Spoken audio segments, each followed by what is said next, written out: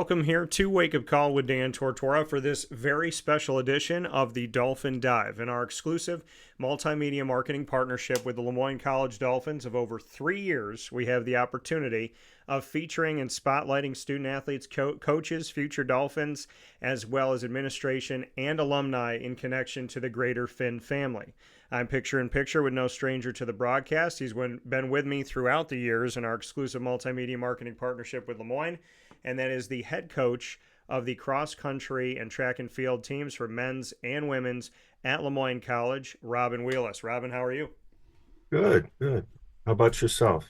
I'm doing very well, and I'm happy to have you here. I know we just had the Thanksgiving holiday, so what have you been most thankful for here in 2024? Well, I mean, obviously my family, but this the team has been outstanding this year. It's it's really a joy to work with them. I'm thankful to LeMoyne to letting me be a part of their lives. And you talk about that, having these teams, men's and women's cross country and track and field. Essentially, you're the head coach of 4 programs when you break it all down here, Robin. A lot's asked of you. And, you and I have spoken about this before, just kind of juggling all of these teams together. Just what you can say to that in this transition from Division 2 to Division 1, add that into the mix for it being year 2 of doing that. Just what all of this has been for you overseeing 4 programs and transitioning into D1 at the same time. Well, I will say I'm very lucky. I've got excellent assistant coaches. Marie Grasso, she takes care of most of the work with the sprinters and hurdlers. We've just added Tom Lambden in as our throws coach. So it's really helped a lot to take some of the take care of some of the balls I've had in the air. So Yeah, and like you said, I mean, you've done so much of this by yourself, and now with the opportunity to bring on assistants and have help there in this transition from D2 to D1, every sport has the opportunity to either add assistants or bring in an assistant. So just what that element of the transition to D1 does for you, that there is that opening to have aid and to have help in some of these areas. no, it's more than just taking some of the work off my plate. It's also really giving the student athletes a better experience. It's more face-to-face time with their coach. There's more that they have more eyes watching them now, and it's really been a huge benefit. And I think this will be our best team yet. And when you say that you think this will be your best team yet, what makes you have that approach? Well, right now, I mean, we haven't had an indoor meet yet, but I'm really looking forward to it. Um, Everybody's throwing well.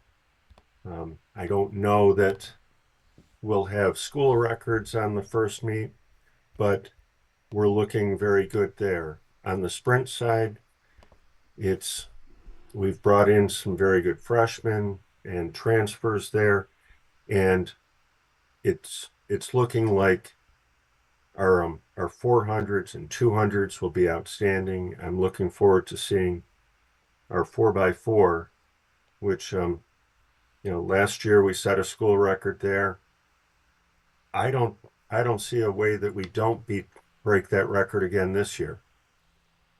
And when you talk about these student athletes and you talk about their experience improving and what you're looking forward to and hopeful for, I had on the show here recently Jack Gibson, and just what you could say about Jack, about what he brings to your world of cross country and track and field at LeMoyne, and just some thoughts on him, as I had a really great conversation with him and kind of his journey. So I'd love to get your take on him. Jack really, I mean, he's always been a terrific kid, but in the last couple of years, he's matured to the point where he's an excellent team leader. he took his running. He was he was a good runner, and over the last year and a half, 2 years, he's taken that to another level where I I think he may set a couple school records this year as well. Um, I mean, we've got a longer school history in the on the distance side than we do with the sprints and the on the track side.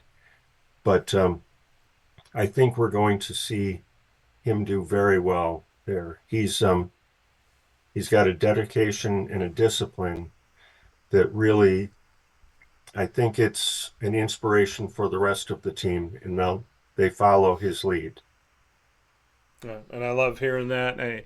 Getting to know these student athletes over the years for cross country and track and field and at LeMoyne in general is truly an honor. I mean, they all have stories to tell and they all have their own approach to life and what they see and what they think and whatnot. And, to that effect of it, Robin, the student athlete, at least in my opinion, at LeMoyne is different.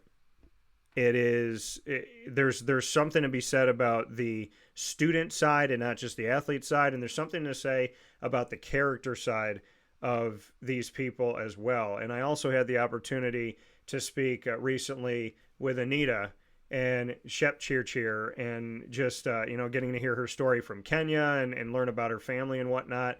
What can you say about what Anita brings to the table, and then in the deeper meaning of what it is to be a LeMoyne student athlete? Because I just feel like the character of your student athletes is different in a good way, in a positive way. It's not just, yeah, you're a good athlete, but you don't have to be a good person. I feel like there's a lot of good people at LeMoyne. No, there are. It's I know it sounds corny, but um, when I talk to recruits and their families, I tell them my team is that's my sales pitch. Yeah.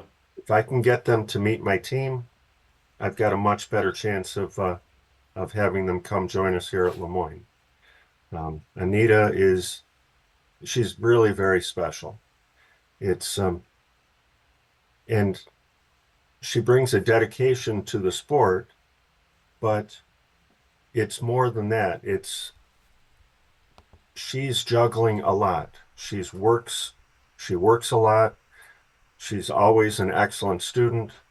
But she didn't come here given everything. She works very hard, and she's got a lot of balls in the air too, trying to juggle everything she has going on.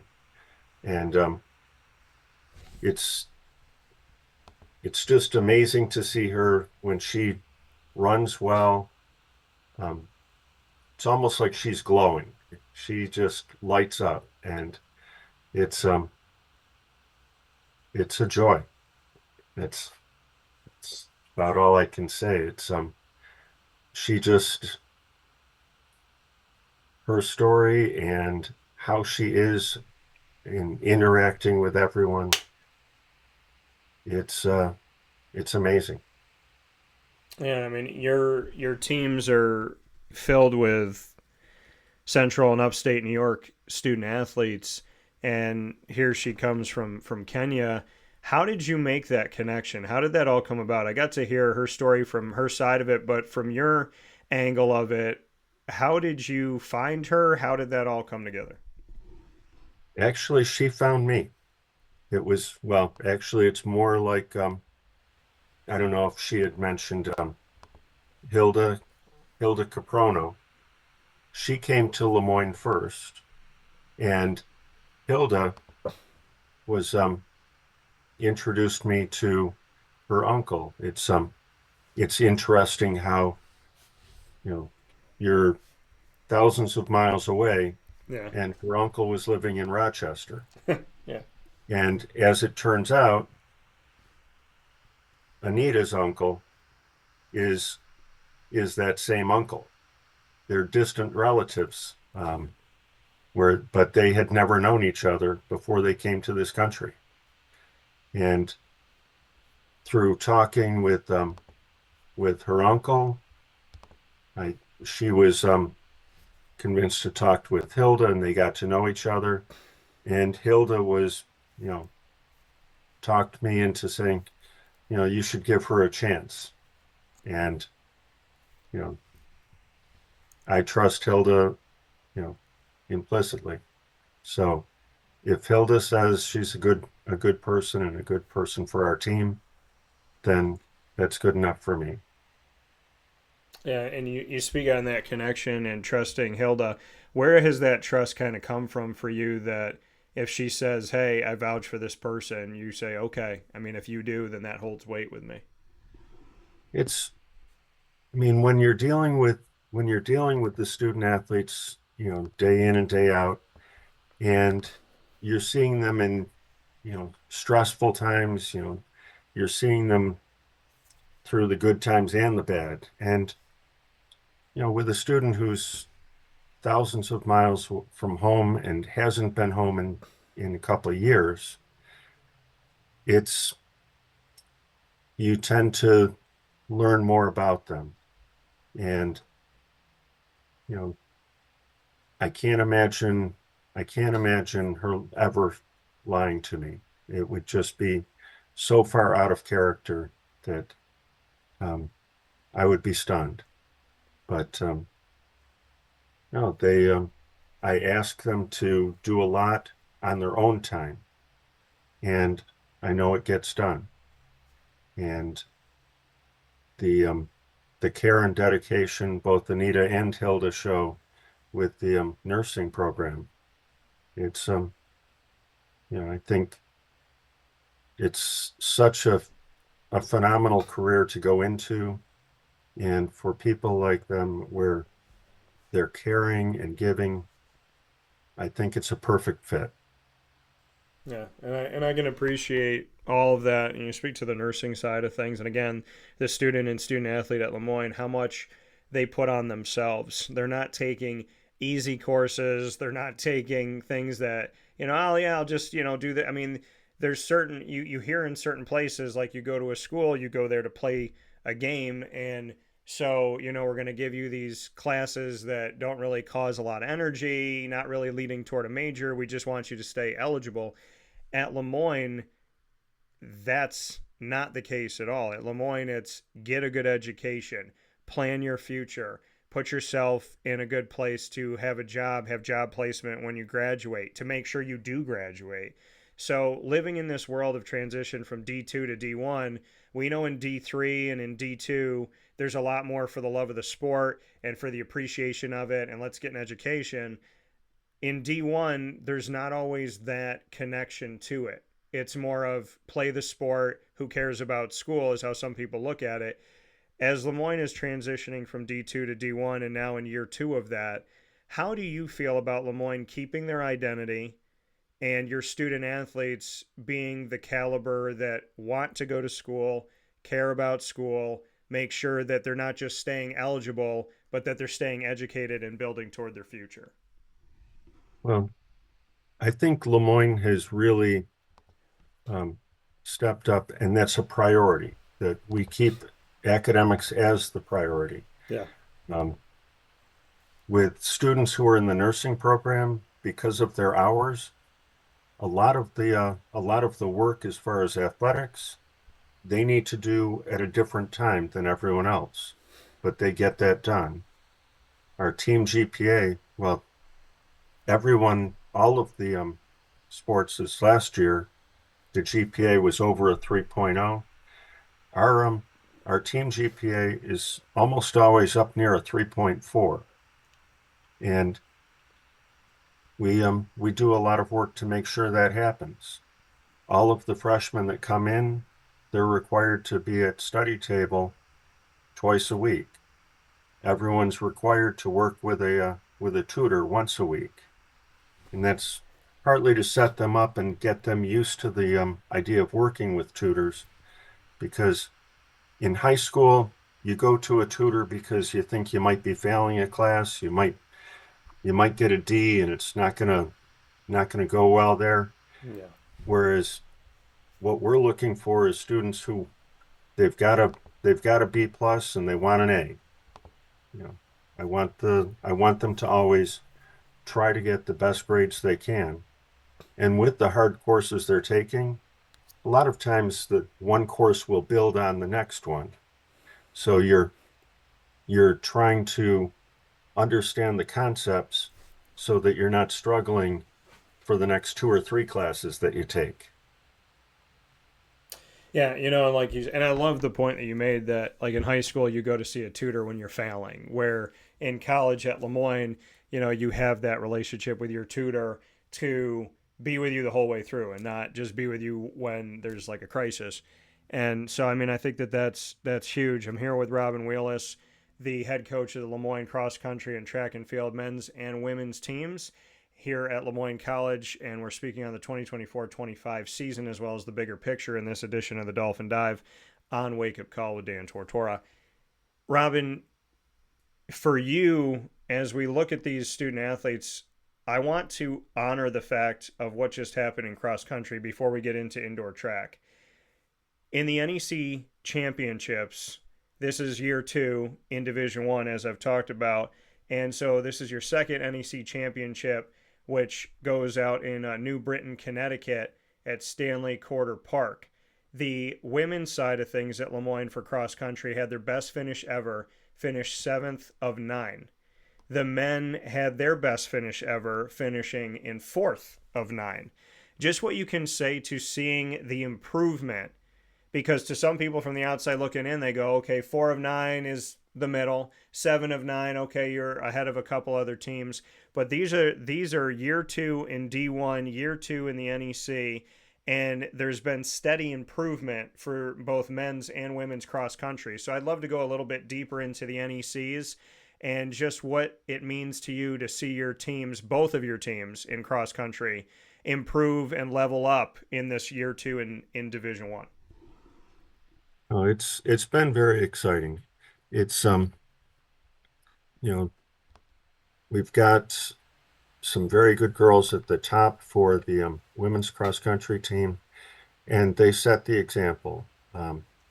We've got obviously Anita. She had a phenomenal race at the conference championship. We also have Mackenzie Plus and Isabella O'Donnell. They're running phenomenally. And Anita is the only one out of the top 7 who will be graduating. So I think that'll be, you know, something to really build on there. On the guys' side, we've brought in, you know, several freshmen that are doing very well, and Jack is the only senior in our top 7 there, Mm-hmm. and he's been the leader all year, but in general, he's got guys right on his heels. And, you know, I've always felt that having the better teammates to train with, the people who push you and encourage you to get to that next level, it's that's what makes a team. Yeah. And with our sport, there's always a danger of putting yourself, you know, self-selecting where you're going to finish. And our team doesn't have that. We basically have, you know, a group of people who want to run as well as they can. And while they respect Jack a lot, they'd be a lot happier if they were ahead of him. And they're doing what they can to get ahead of him. You know, a couple times Jack faltered a little bit this season, and they were able to get ahead of him in a race. Yeah. But, you know, Jack's pushing for all he can get, and everyone's working together. And when you've got that group, um, it really it raises the whole team's level. Yeah, you know, and like you said, I mean, with Anita and with Jack moving forward, there's that setup for the future. How confident are you in the recruiting of good students and good athletes, bringing that all together as we've spoken about, but then also in this transition to Division 1, when you look at the future of cross country and track and field at LeMoyne, what can you say you are most excited about in putting together these teams that obviously are going to have a little more asked of them? Well, I think this coming year, our life is going to get a lot better as far as recruiting and training. We should be next year putting in a new track facility here at LeMoyne. Yeah. And well, we have facilities that we go to and use, and we train quite a bit on the trails on campus. Having a facility right here is is going to be a game changer for us. Recruiting becomes much better. Yeah. We're known for having a quality school, but having the facility to go along with it, that'll make a big difference. When we're recruiting, grades are a big factor in we are looking at. Yeah. We want to make sure people will thrive here at LeMoyne, and LeMoyne is a step up from where most people have been studying. So it's challenging, and it makes life a lot easier for me if they can handle the schoolwork and the training when they come in as freshmen. I'm not trying to rely on freshmen, but if a freshman happens to run well, that's fantastic. Yeah, and for your side of it too, I mean, will you look in the portal? Will you give the portal some opportunity here to bring in student athletes that have already been in college to improve your programs as you step forward? I do look at the portal some. Um, there's actually this year we have a couple people who came in as transfers, Yeah.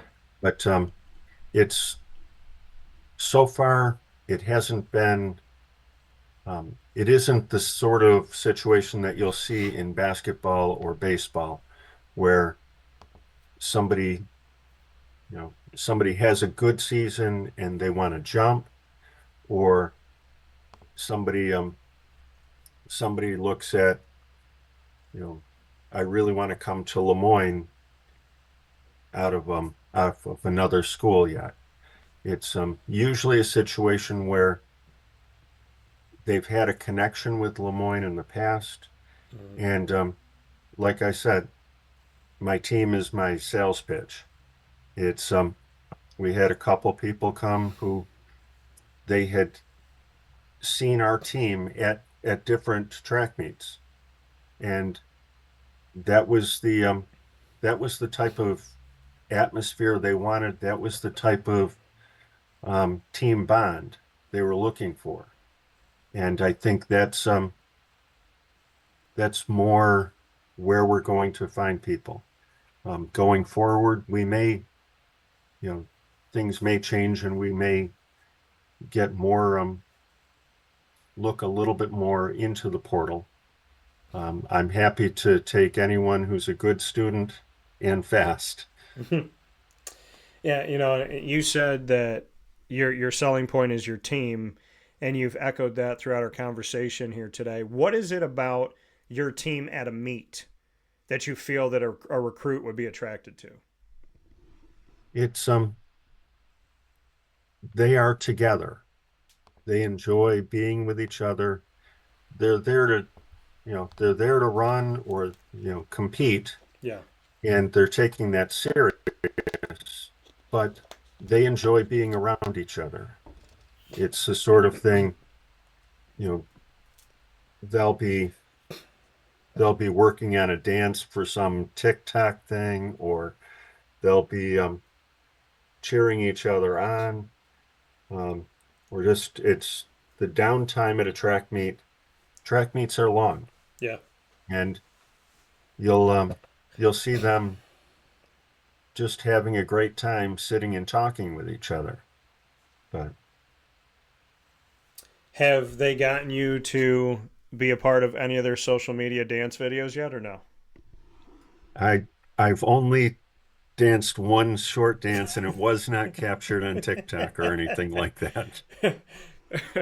Fair enough. You did bring up Robin of the future, and I had the opportunity with former head of athletics at LeMoyne, Bob Beretta, in releasing the exclusive story about the event and rec center being totally revitalized, as well as tennis having courts and for your track team having a track on campus.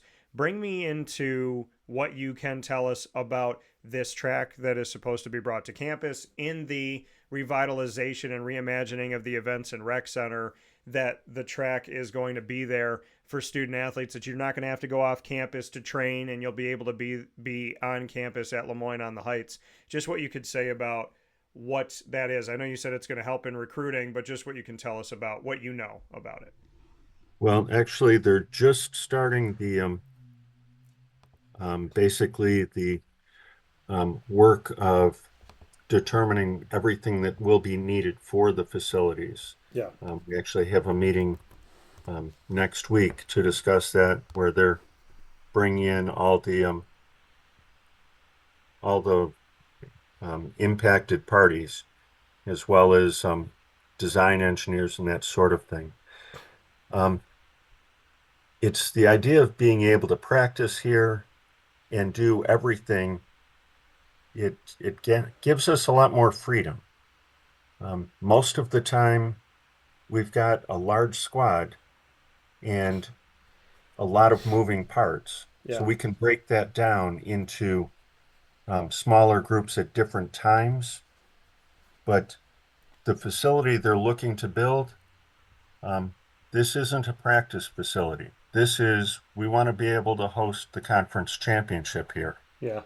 So having the 8-lane track where, people can come here and see us compete. We can, have people come to our meets. You know, we would have the ability to host meets during the regular season. Yeah. And people coming and seeing the campus, that's a big part of the recruiting. You know, seeing, you know, people come and their first impression is, this is beautiful. This is, the campus is absolutely gorgeous. And it's a smaller college, but when we have a track there as well, people see that as a little more of a small town feel, a place where they're going to know their classmates. Yeah. You won't be in classes where there's, you know, 50 or 60 people there. It'll be a professor talking to you, and it's much more of a personal feel here.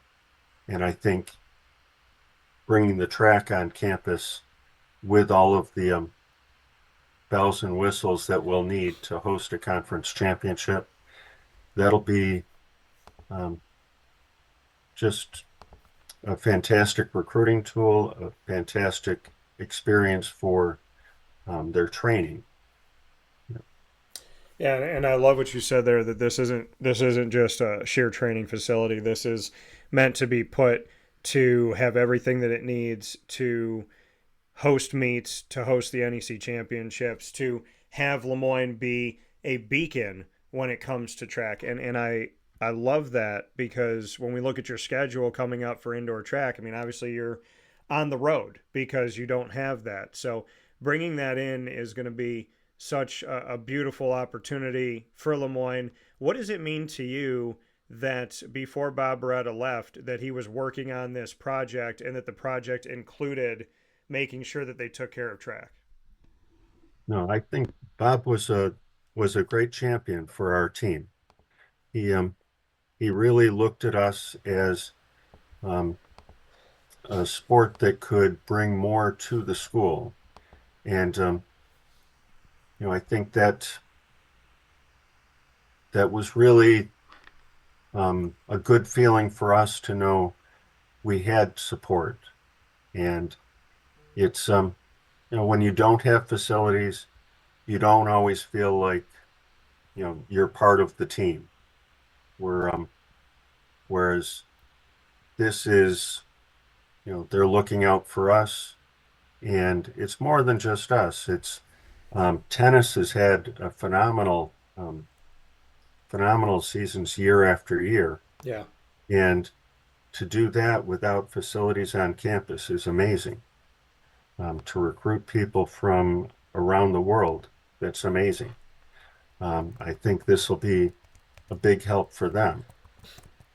Yeah. Um, Also bringing in it more for a practice facility for other people, but the idea of having another turf field on campus, that's that's a big help when you live up in the Northeast. Being able to be, on turf rather than um, basically waiting until the grass isn't so muddy or anything like that. It's a much better situation, and people can spread their practice times out a bit more when you have another turf field. Yeah. I mean, all of these opportunities and these movements are meant to help LeMoyne, and I love hearing, and I'm not surprised when you say that Bob was a champion of your sport, a champion of every sport, and it's visible at every sport. So excited for that. How much do you know about the new leadership? Because Mike Lindbergh stepped in as interim, and now Phil Brown's coming from Vanderbilt. Have you gotten an opportunity to speak with him? I know he said that there were a bunch of people from the athletic department that were part of the search process and bringing him on.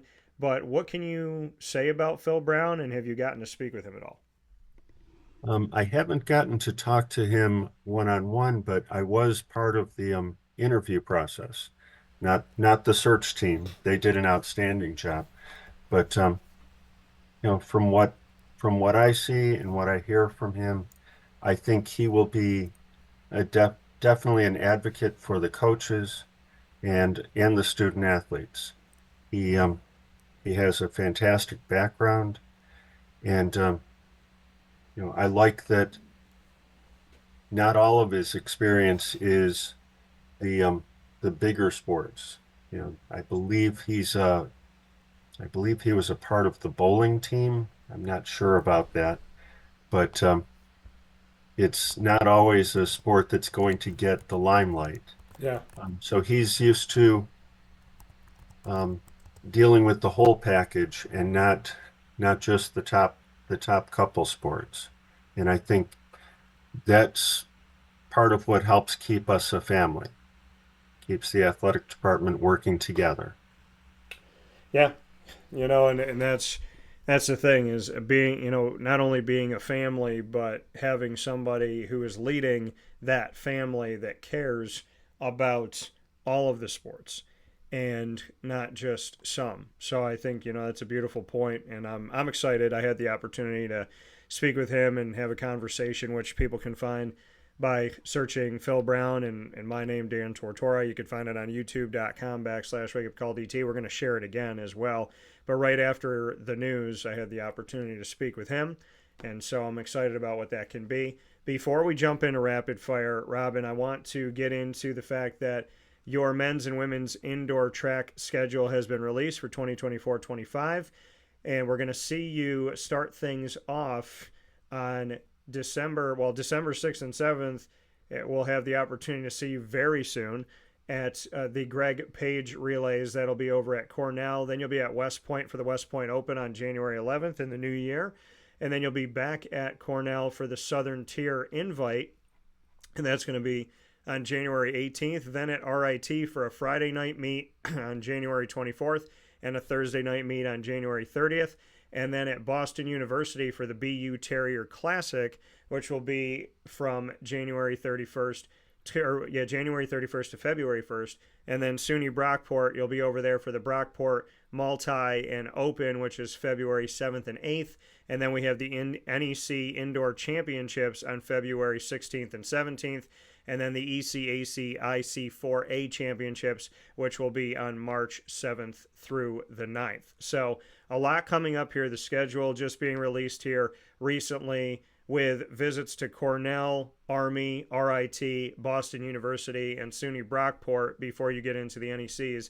Just what you could say about the assembling of this schedule and what you're excited about for indoor track. Well, I like that, part of going D1 is we're looking to get to a few bigger meets. Cornell has has been on our schedule in the past. We went to Army last year, and it's an excellent facility, and they host a very good meet. It's a lot of competition for our team. We're I do like that we've added in going to the Boston University meet. That's very elite meet. So we won't be taking everyone to that meet. Yeah. That's one where some of the people will have to meet standards in order to compete. But we're looking to show that as what we're trying to achieve as a team. We want to, raise the bar and get to another level. So adding meets like that in are important for us. Um, the conference this year is adding multis to its list of events for indoor track. So we're looking to give one or two people an opportunity to try that out with the Brockport Invitational. So there's a few things we're trying to do. We always want to make sure we have enough competition for our top athletes and challenge them. Yeah. It's there's not a lot of good that comes out of walking over opponents. And a lot of years ago, one of the top American distance runners was Bob Kennedy. And there was a quote by another runner talking about Bob Kennedy, and I'll paraphrase it because I don't want to use the language that was actually used. But the thing that's great about Bob Kennedy was he wasn't afraid to go to Europe and get his butt kicked. He, it's the sort of thing sometimes, seeing the best talent there is, that helps you get better and better. And that's what we're trying to do this year. Yeah, and like you said, going to these meets and challenging yourself, you don't want to just have a schedule where you bowl over institutions. You want to actually be challenged and be prepared for the NEC. I love that. I'm seeing that across all of the sports at LeMoyne. Extremely difficult schedules to prepare yourself for what's coming in the NEC. So excited for all that is to come here with Robin Wheeless. We're going to play some rapid fire. We get to put each other on the hot seat in this edition of the Dolphin Dive with the head coach of men's and women's cross country and track and field at LeMoyne. Robin, you get the first question. What do you got for me? Hey, for Thanksgiving, what's your favorite food?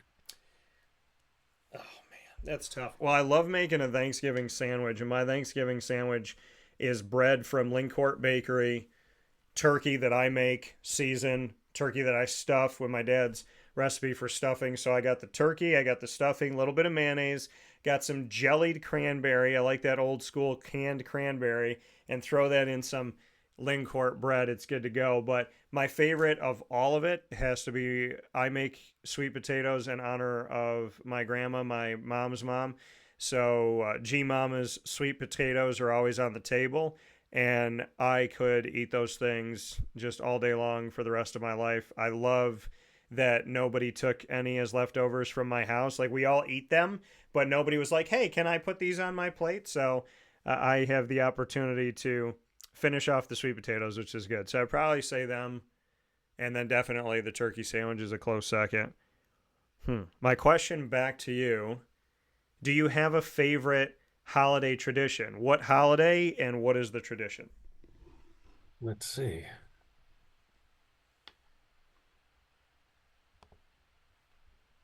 Trying to think. Well, probably the falling asleep on Thanksgiving Day after I've always loved you have the big meal Yeah. around 1 o'clock, Mm-hmm. and then everybody falls asleep watching football. And then I don't do the sandwich with my sandwich is a lot more plain. So Okay. afterwards, you wake up, you go into the kitchen, you get some bread, mayonnaise, turkey, and as much salt as you can put on the turkey. And that's probably my favorite. So the after sandwich. Yes. I love it. Okay, I can ride with that. I can agree with that. What's your last one for me? You got one more. Let's see. Um, let's see. What's the what's your favorite concert you've ever attended? Good question. Favorite concert I've ever attended. I got to think about this for a second. I would say I haven't been to one in forever, but I would probably have to say when I saw Cheap Trick, Heart, and Journey together. And like Cheap Trick was good, and they played in the daylight, and then Heart came on, and you would have thought that the main act was Heart. They were incredible. And then after all of that, and you felt like you had two concerts, you get Journey for the rest of the night, and I love Journey. So I would probably say that concert because it was literally three headliners in one concert, in my opinion. So Cheap Trick, Heart, and Journey. And I love Journey. So I'd probably pick that at the fair. I was at the New York State Fair at the grandstand. My question back to you, I'm going to stay with music. If every time you came out for a cross country meet or a track meet, whatever's going on, when you come out and like you run out for this event, there's going to be a Robin Wheeless song. What theme song would you want to have? Like, what's that song that you'd be like, when they hear that, I want them to think of me? Well, that's a tough one. Um,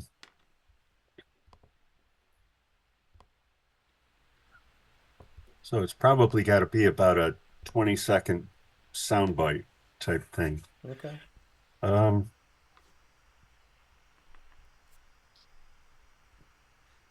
let's go with Iggy Pop, "Lust for Life." Iggy Pop, Lust for Life. Okay. Why'd you pick that one? It's it's high energy. It's just I whenever I hear that, it's one of those gets gets you fired up. Okay. I like it. So I can appreciate it. And I appreciate, obviously, as always, I appreciate the time that you spend, Robin. You and your student athletes, having the opportunity to talk with Jack recently and Anita, as well as over the years speaking with student athletes and yourself. I look forward to the future. I look forward to what's coming up very soon on December 6th and 7th to start off the indoor track season for 2024-25, which will be over at Cornell for you. And as always, I hope all the best for you and your family. Thank you. Thank you. You as well.